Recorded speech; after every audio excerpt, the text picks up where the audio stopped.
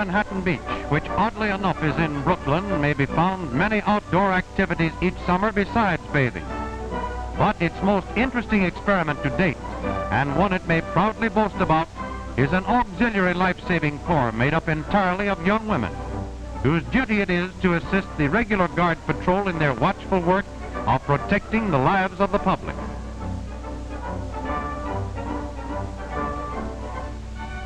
To the office of Recreation Manager, Mr. Claire B., come hundreds of young applicants, all anxious to join the seaside service.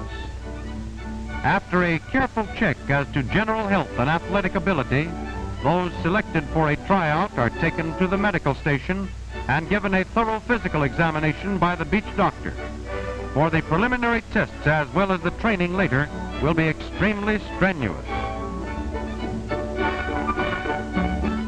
And now those who have passed the medical examination are lined up on the beach and inspected soldier-like by Chief Lifeguard Lou Phipps and Captain Madeline Carson, head of the girls' unit.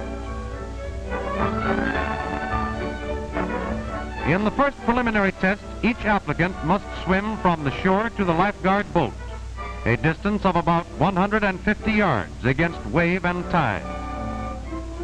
She is timed and marked for speed and style by examiners from the Guard Patrol and Life-Saving Corps. To show she is not exhausted and to prove her endurance, without stopping for any rest, she must make a surface dive to the bottom, a depth here of about 20 feet. For evidence, she brings up a handful of sand. Among other tests, rowing, of course, is important. Though the lifeguard boat is heavy, it is necessary to demonstrate they can master it upon all occasions.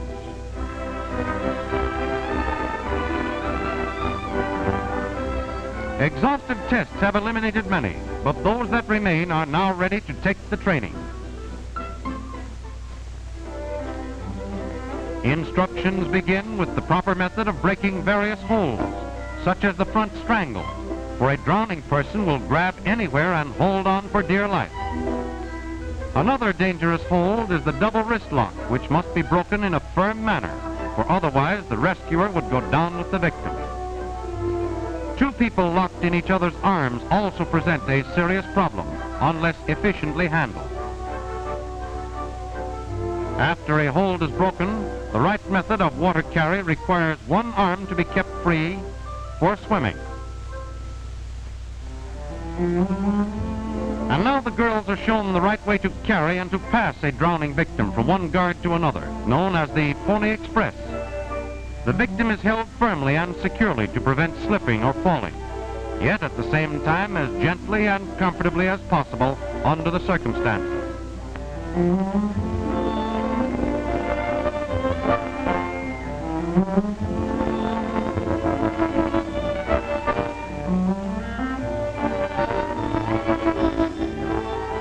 Artificial respiration is an important factor in life-saving.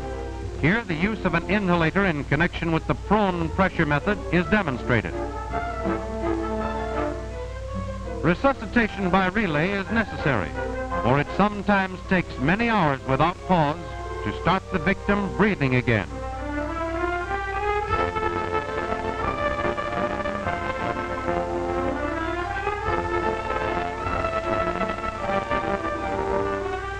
The girls now carefully watch how a victim is placed upon a stretcher, always held so that the entire body remains in a horizontal position.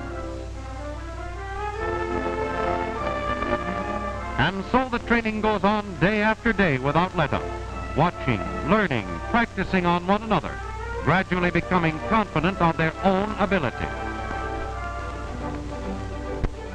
Lined up in company formation, the girls are ready for their daily drill. 4 are selected to man the lifeboat, a job they seem to relish, judging by the speed they make for the water.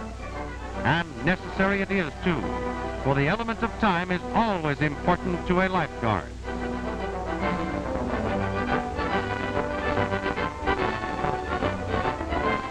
More practice, this time in deep water. She throws out the anchor to hold the boat in position, dives overboard, and rapidly swims toward a make-believe victim, holding her head high so as not to lose sight of the subject. By an underwater approach, She turns the victim round by the knees, holds her by chin and chest with one arm, swims back to the boat with the other.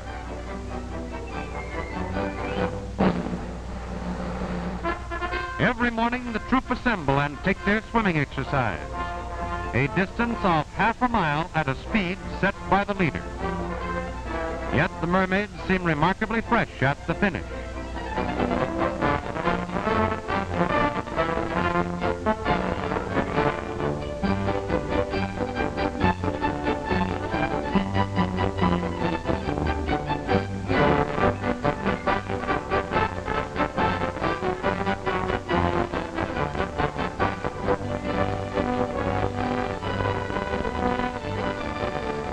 To make sure no one has fallen by the seaside, Captain Carson calls the roll of her company, a company any commander would be happy to inspect.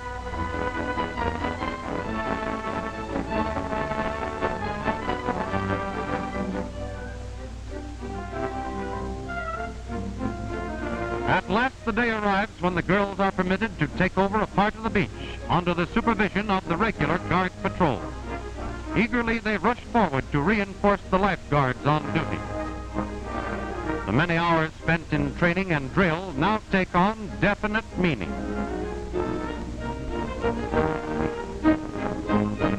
Some are ordered to the guard lookout to sight any trouble in the surf and sea.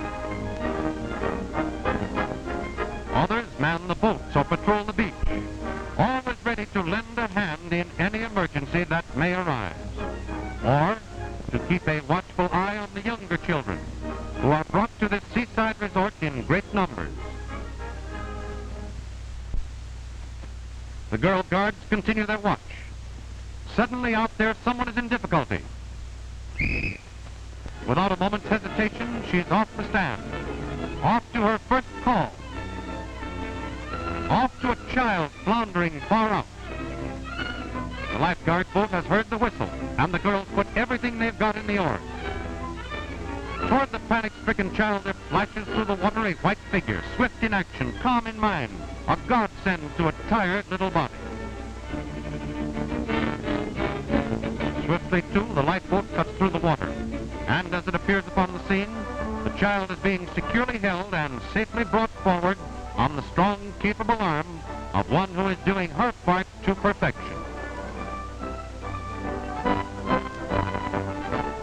In the best tradition of the lifeguard, to save without punishing, the young victim is gently and carefully placed in the boat and quickly rowed ashore. Here, other members of the Corps run out to the water and help bring in the heavy boat from out of the strong surf, but all without confusion, for each girl has been trained to do her task, and each does it calmly and well.